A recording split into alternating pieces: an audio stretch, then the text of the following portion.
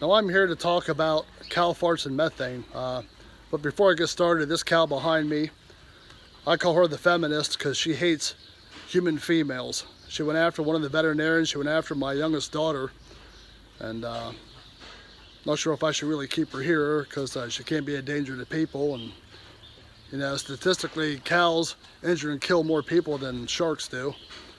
But anyway, on to cow farts. Now, we've all heard about cow farts in the news lately from Alexandria, Ocasio-Cortez, known as AOC, who wants to ban cows because they're bad for the environment.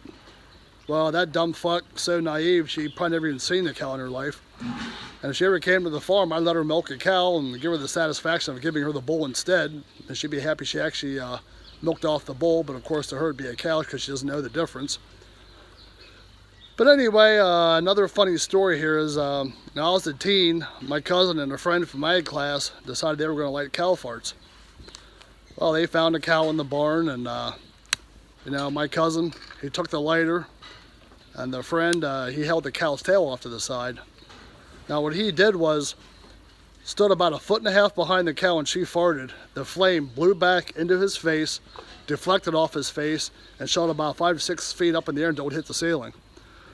Now there were a few effects from that. Not only was it funny as hell, but he actually burned off his eyebrows, his eyelashes, and in the front of his hair, his forehead. Sorry, the cow here is licking me, eating me. So, at the main farm, we have three. We use a methane digester to capture the methane and power the farm. It's a form of green energy, highly expensive, not exactly cost effective, because I don't think you're ever going to recoup your costs back that you put into it. Anyway, I'm going to give you a demonstration of how flammable methane actually is. Now we do know that most methane is actually produced in bogs and swamps.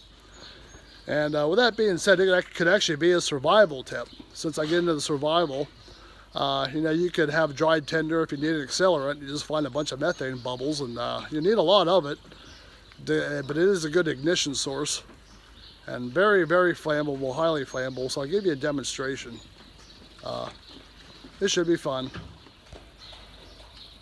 Here, someone else wants to eat me. Yeah, cows do bite, but they don't hurt too bad. It's more like a pinch. This is another friendly girl behind me, harmless. Did you hear the sound of that heavy piss? It actually makes me feel better just hearing it.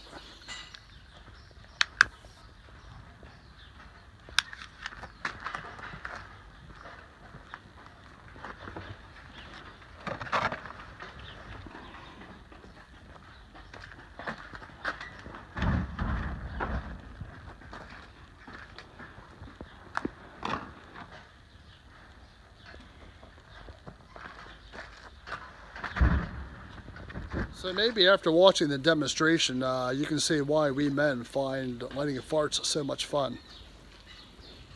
Have a great day until I come up with some other stupid fucking idea to entertain you with. Peace. Actually, I'm not done yet. I just remembered another crazy story I can share with you. Now, we do have a large open pit. It's about 100 foot by 75 foot. And when I was about 16 or 17, you know, I had to milk cows at 4 in the morning, and I was changing a group of cows. And I decided to, you know, light the pit on fire just to see what would happen. It was dark out. Now, it's a little bit overcast because we had a lot of rain overnight, and the entire pit had about 4 or 5 feet of methane bubbles in it. So I took a lighter, took a piece of paper, threw it in, and that whole fucking pit just erupted. Flames were about 15 to 20 feet high. The neighbor's house, it's about a quarter mile down the road. It looked like it was daylight. You know, like when a lightning flashes, everything turns to daylight just for a moment. It had that effect.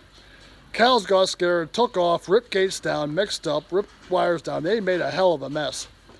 Me, I was really scared. I panicked. I didn't say a word. You know, the guy working with me that morning knew something was up, but he wasn't out there when I pulled this stunt.